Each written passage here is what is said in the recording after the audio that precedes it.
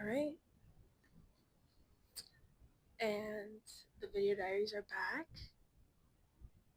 Insert clip here. Diaries are back. The video diaries are back. The video diaries. Let's go. Bow, bow, bow, bow, bow. Stop! Let me start with, where even am I? Where am I at? Not like where's my location, but like where am I in my life? And let me tell you. So I start a new job in a week, and I'm going to be taking care of kids. Um, and I'm really excited. I'm gonna be specifically with the babies. And this is my new thing. This is my starting over. I'm finally here doing it. And I'm currently in the phase of waiting for your plane to leave. Like, we've already boarded, our bags are packed, we're ready to go, and we're just waiting to take off. And so I am very familiar with how uncomfortable that feeling or that experience is. Um, but so anyway,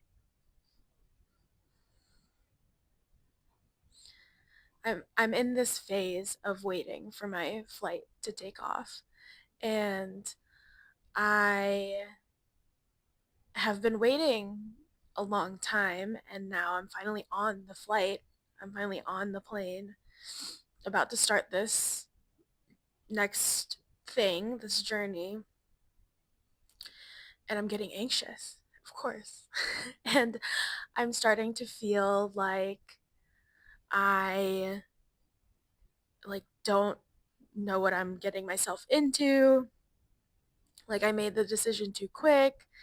Like, something about the hours isn't going to work. Like, me finding all of these um excuses to like be afraid and to move from fear and say no, or like, I don't know. I knew that wasn't an option. Like, I already accepted this job, but my anxieties were so present. And like, I had therapy yesterday, and we processed that it's very extremely normal to have anxieties starting a new job, and how it put me into panic mode. And it was like, oh shit, what is my anxiety trying to tell me? Like, what is going on here? And when I looked in, I knew that there was something there that I had to open up, but I wasn't expecting, and I also was expecting, I wasn't surprised, but it was the finish of my last job and processing the end of that, and all the feelings that came with quitting my job as a therapist and saying goodbye to that path, and as one of my parts phrased it, throwing everything away. But like, I had to then open this sealed shut door that I described. Um, and I looked inside, and a lot of, like, the fears and the concerns were coming out about that time when I was struggling so hard at the end of my last job.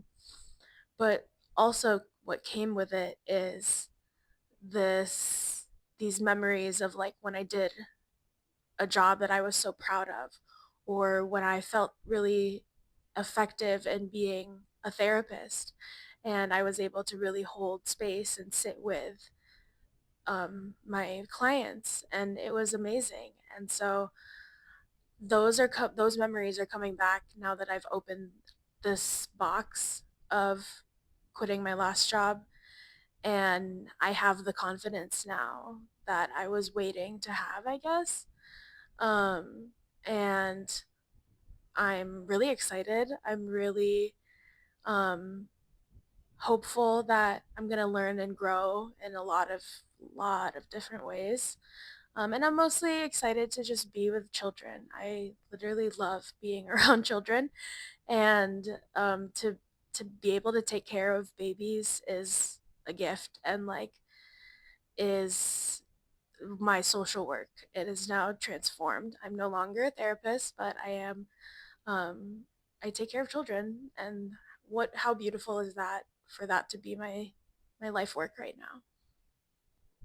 So I found what I wanted to read, and it's a poem that I wrote from a diary entry, I guess.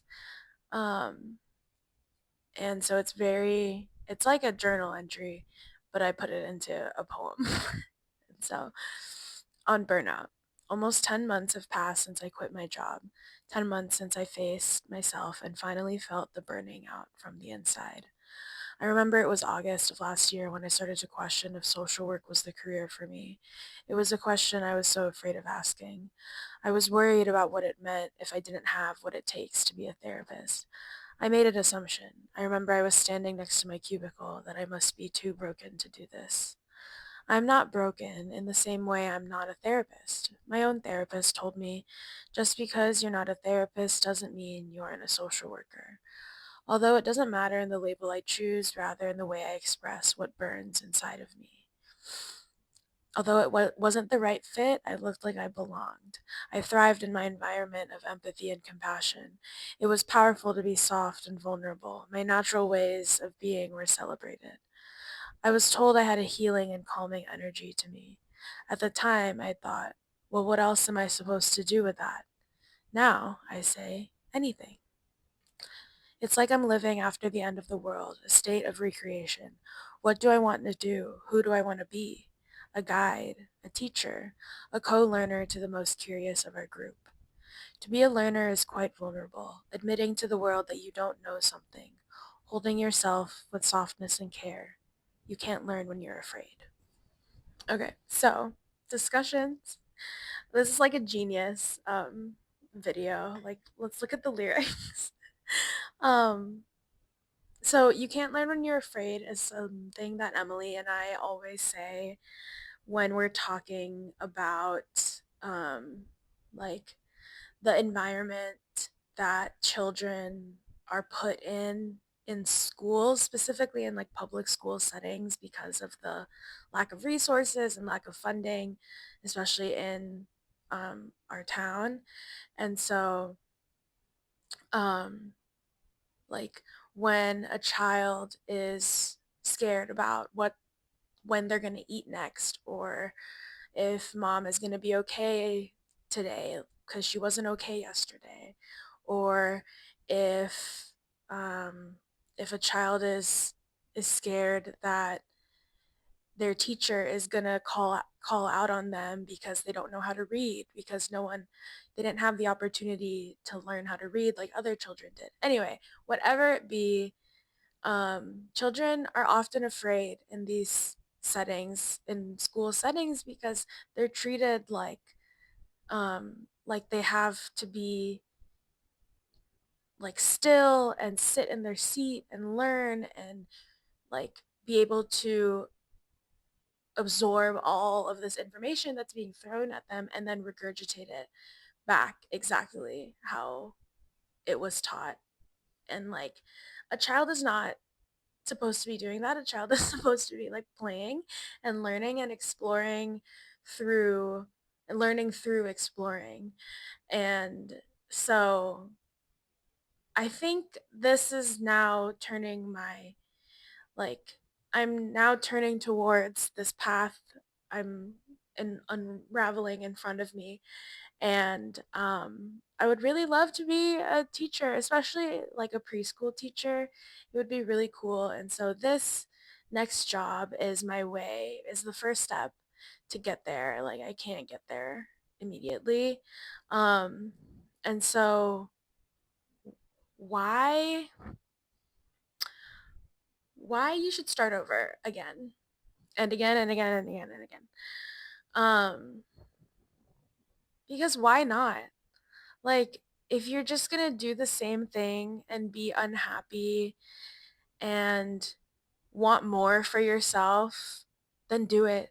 Do it. Like, if that means quitting your job that you've had for over 5 years, or quitting this place that you feel like you're loyal to, or quitting this group of friends. I don't know, quitting anything, starting over something, starting over anything. Just do it because there's so much that is lost if you act out of fear and if you act out of, well, what if this goes wrong? Or what if I do that wrong? Or what if everybody laughs at me? Like, yeah, and who cares about those things? You're living your life. You're getting to give yourself the life that you want. And if that means starting over and saying goodbye to one thing, closing the door shut so that you can open another door, then do it. We only have so little time on our hands on this earth. And so we must take advantage of every moment. And now I'm getting a little bit preachy, but I guess that's it. Thank you so much for watching. Um, hopefully I do more. This was fun. um, yeah, stay tuned.